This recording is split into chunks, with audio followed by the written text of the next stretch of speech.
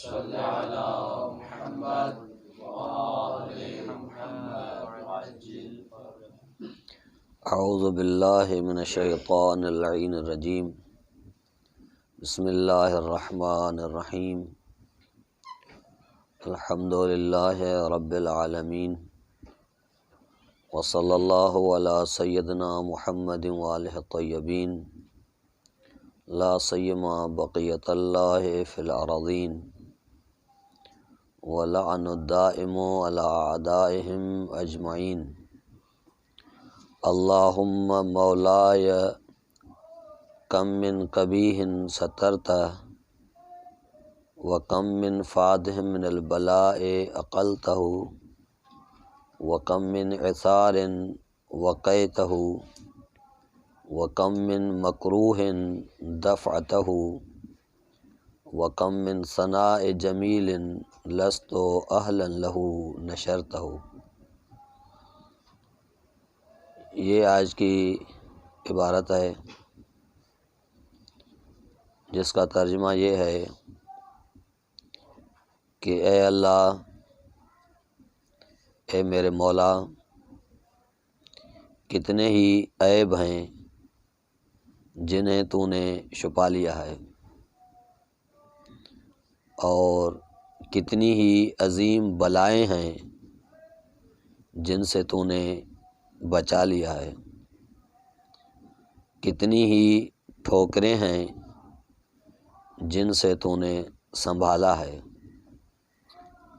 اور کتنی ہی برائیاں ہیں جنہیں تو نے ٹالا ہے،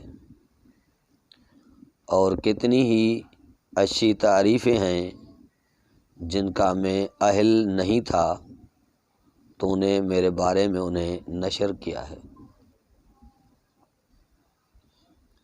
یہ تفضل الہی ہے، اور در واقع یہ عبارت گزشتہ عبارت کی تفصیل ہے. جو اجمال تھا پہلے، اس عبارت کا یہ تفصیل ہے کہ اس عبارت میں یہ تھا کہ یا رب، اے خدا، سکنت الی قدیم ذکر کلی و من کا علیہ، میں مطمئن ہوں اس سے کہ تو نے مجھے کبھی نہیں بھلایا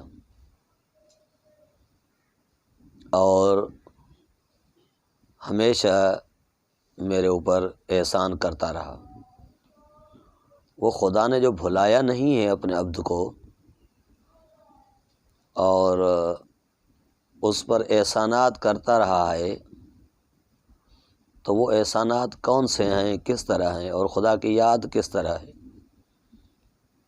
اس کی تفصیل اس آج کی عبارت میں ہے کہ عبد کے اوپر جو خداوند قدوس کے احسانات ہیں، اور خداوند قدوس جو اپنے عبد کو یاد کرتا ہے وہ کس طرح یاد کرتا ہے. تو اس عبارت میں چند مطالب ہیں جو بیان ہونے چاہیے. پہلا مطلب، اللہم کے ساتھ لفظ مولا اضافہ ہوا ہے. مولا، اے میرے مولا. لفظ مولا یا ولی، اس کے بہت سے معنی ہیں. ان میں سے جامع ترین اور خداوند قدوس سے لائق ترین جو معنی ہے وہ اولا اور احق ہے. ولی یعنی اولا بتصرف، ولی یعنی زیادہ حقدار. خداوند قدوس ولی ہے، مولا ہے، یعنی وہ ہماری جانوں میں ہمارے نفوس سے زیادہ تصرف کرنے کا مستحق اور حقدار اور لائق ہے. کہ وہ ہمارے نفوس میں ہم سے زیادہ تصرف کرنے والا ہے اور کر سکتا ہے، اور یہ تصرفات الہی ہی ہیں جو وہ بندے کے عیوب کو چھپا لیتا ہے، مستور کر دیتا ہے، اور اس کی نیکیاں منتشر کر دیتا ہے۔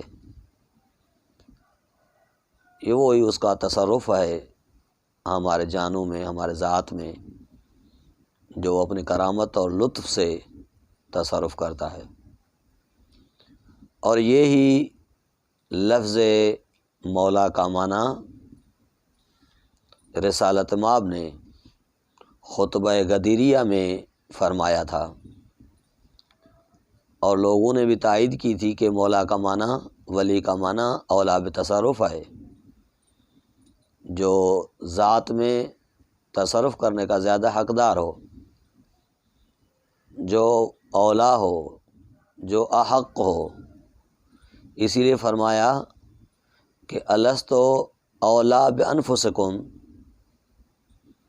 کیا میں آپ کے پاس آپ کے نفوس سے زیادہ تصرف کا حق نہیں رکھتا؟ تو جتنے بھی لوگ تھے وہ عربی دانا تھے، تو انہوں نے جواب دیا کہ کالو، سب نے جواب دیا بلا، یعنی اے پیغمبر آپ ہمارے ذات میں ہم سے زیادہ حق تصرف رکھتا ہے، اور آپ کا زیادہ حق تصرف ہے، یعنی آپ مولا ہیں۔ اور پھر فرمایا کہ من کنت مولا ہو فہذا علی مولا، یعنی جس طریقے سے میں زیادہ تصرف کا حق رکھتا ہوں، اسی طریقے سے میرے بعد علی امیر المومنین مولا ہیں، یعنی زیادہ تصرف رکھنے کے مستحق اور حقدار ہیں۔ تو مولا کا معنی، ولی کا معنی اولا بتصرف ہے، اور یہی خداوند قدوس کے اسم ولی کے مطابق ہے اور لائق ہے کہ یہ معنی کیا جائے کہ وہ اولا بتصرف ہو۔ اور اسی معنی میں ہوتا ہے ولی دم، یا وارث کو جو ولی کہتے ہیں، یعنی حقدار، ملکیت میں اولویت رکھنے والا، یہ سب اسی معنی میں ہوتے ہیں۔ اور اسی معنی میں ہے انما ولیکم اللہ ورسولہ والذین آمنوا الذین یقیمون الصلاۃ ویؤتون الزکاۃ وہم راکعون، کہ اللہ مولا ہے۔ اللہ مولا بمعنی دوست نہیں ہے، اللہ مولا بمعنی قریب نہیں ہے، بلکہ اللہ مولا یعنی اولا بتصرف ہے، وہ ہمارے نفوس میں زیادہ تصرف کا حقدار ہے، کہ ہمارے ذات میں، ہمارے ذات کو جس طرح رکھنا چاہے وہ رکھ سکتا ہے، تو زیادہ ہے، اولا بتصرف ہے۔ جس طریقے سے خداوند قدوس اولا بتصرف ہے، اسی طریقے سے رسول اعظم اولا بتصرف ہے، اور جس طریقے سے رسول گرامی اولا بتصرف ہے، اسی طریقے سے وہ حضرات اولا بتصرف ہیں جو نماز پڑھتے ہیں اور رکوع کی حالت میں زکوٰۃ دینے والے ہیں، وہ بھی اسی طریقے سے اولا بتصرف ہیں۔ تو اللہم مولایا کأنہ، دعا کرنے والا شخص اقرار کرتا ہے کہ اے خدایا تو ہی زیادہ اس بات کے لائق ہے کہ میری ذات میں، میرے نفس میں تصرف فرما، مجھے ایسے مقامات پر رکھ جس کا میں لائق ہوں۔ اور یہ ساری عنایات جو خداوند قدوس کی ہیں وہ لفظ مولا سے ہیں، اور یہ لفظ مولا عرفاء کے نزدیک اتنا تو لذیذ ہے، لذت بخش ہے، کہ وہ جب خدا کو مولا کے ساتھ پکارتے ہیں، ولی کے ساتھ پکارتے ہیں، تو اپنے آپ کو فنا سمجھتے ہیں، نابود سمجھتے ہیں، اور ہمہ جہت اس کا تصرف سمجھتے ہیں کہ وہ لائق تصرف ہے، اور اپنے آپ کو ناتوان سمجھتے ہیں، اس کو توانا سمجھتے ہیں۔ تو یہ عرفاء عظیم ایک عجیب لذت حاصل کرتے ہیں لفظ مولا سے۔ اسی وجہ سے جناب موسیٰ علیہ السلام سے منسوب ایک روایت ہے کہ جناب موسیٰ کلیم نے ایک دن مناجات کرتے ہوئے اپنے رب کو عرض کیا کہ خدایا میرے پاس ایک ایسا گوہر گران بہا ہے کہ وہ تیرے خزانوں میں نہیں ہے، وہ تیرے خزانوں میں نہیں ہے جو میرے پاس چیز ہے۔ تو خداوند قدوس نے سوال کیا کہ اے میرے کلیم، اے میرے دوست، وہ کیا چیز ہے جو تیرے پاس ہے اور میرے خزانے اس سے خالی ہیں، وہ میرے پاس نہیں ہے؟ کہا کہ میرے پاس تیرے جیسا مولا ہے جو تیرے پاس نہیں ہے۔ تو یہ مولا واقعاً ایک ولی، جو ولی تصرف ہو، ایک عظیم اسم خداوند قدوس ہے۔ تو دعا کرنے والا شخص یہ کہتا ہے کہ اللہم مولا، اے اللہ، اے میرے مولا، یعنی یہ جس کے پاس ہے وہ اس کے پاس کس چیز کی کمی ہے؟ اسی جملے کے ذیل میں، یعنی جس طریقے سے جناب موسیٰ کا خطاب ہے، اسی طریقے کی مناجات امام حسین علیہ الصلوۃ والسلام کی دعائے عرفہ میں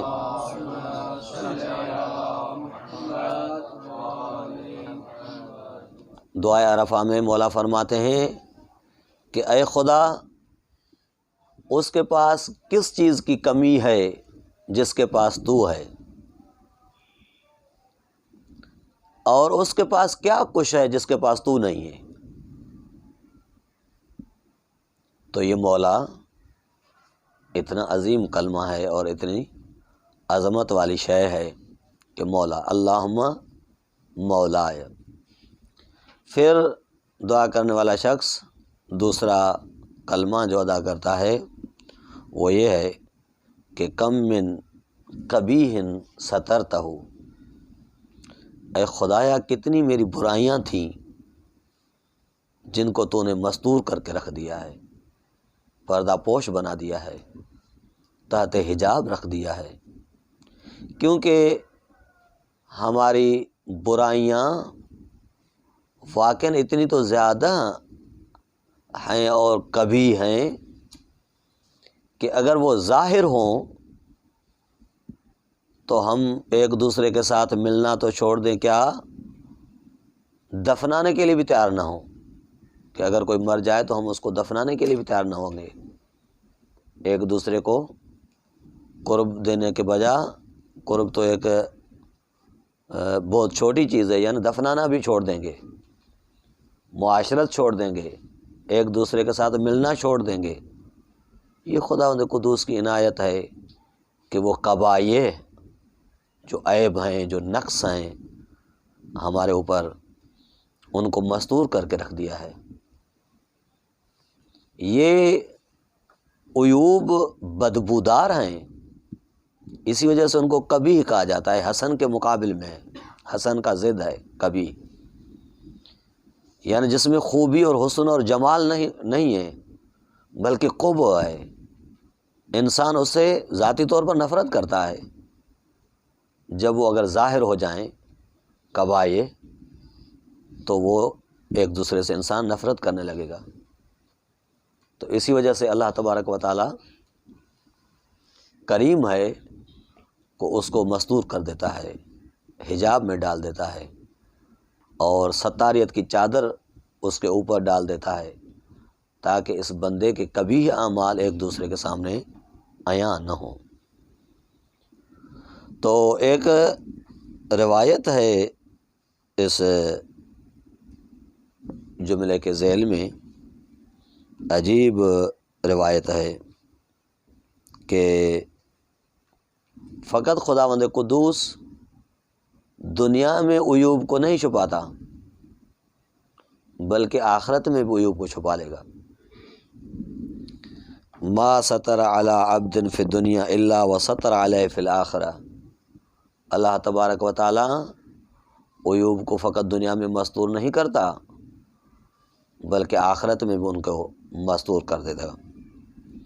یا مثلا ایک روایت ہے کہ قیامت کے دن جب عبد کو لایا جائے گا تو وہ رونے لگے گا، خداوند قدوس اس سے معلوم کرے گا کہ رونے کی کیا وجہ ہے، تو کیوں رو رہا ہے؟ تو وہ عرض کرے گا کہ بار الہ میں اپنے گناہوں پر رو رہا ہوں جو آج کشف ہونے والے ہیں، ظاہر ہونے والے ہیں۔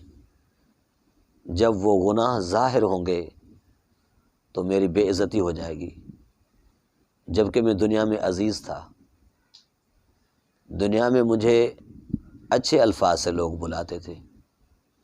آج جب میرے عیوب ان کے سامنے ظاہر ہوں گے تو میری فضاحت ہو جائے گی، میری ذلت آ جائے گی، ان لوگوں کے سامنے میں فضیح ہو جاؤں گا، ذلیل اور حقیر ہو جاؤں گا۔ تو ارشاد رب العزت آئے گا کہ اے میرے عبد تو راحت میں رہ، جب میں نے کل تیرے گناہ لوگوں کے سامنے ظاہر نہ کیے تھے تو آج کیسے کروں گا؟ آج تجھے رسوا اور خوار کیسے کروں گا؟ جبکہ کل تو گناہ کر کے پھر ہنستا بھی تھا، پھر بھی میں نے تیرے گناہ کو ظاہر نہیں کیا، تجھے رسوا نہیں کیا، تو آج تو گناہ پہ رو رہا ہے، تو آج کیسے تمہارے گناہ میں ظاہر کروں گا؟ آج بھی میں تیرے گناہ مستور کر کے رکھوں گا، چھپا کر کے رکھوں گا، تاکہ تیرا مذاق نہ اڑایا جائے اور تیری رسوائی نہ ہو۔ تو یہ خدا کریم ہے جس کے لیے عبد یہ دعا کرتا ہے۔ امیر کائنات یہ جملہ فرماتے ہیں، کم من قبیح سترتہ، اے خدا کتنے میرے قبائح تھے، عیبدار تھے، گناہ تھے، معصیتیں تھیں جن کو تو نے مستور کر کے رکھ دیا ہے، چھپا کر رکھ دیا ہے تاکہ میں رسوا نہ ہوں، وہی عزیز ہوں رہوں جو عزیز تھا۔ یہ لطف خداوندی ہے۔ پھر آگے سے 2-3 جملے ہیں کہ کل انشاءاللہ عرض کریں گے۔ وصلی اللہ علی محمد وآلہ طیبین الطاہرین۔ اللهم صل على محمد وآل محمد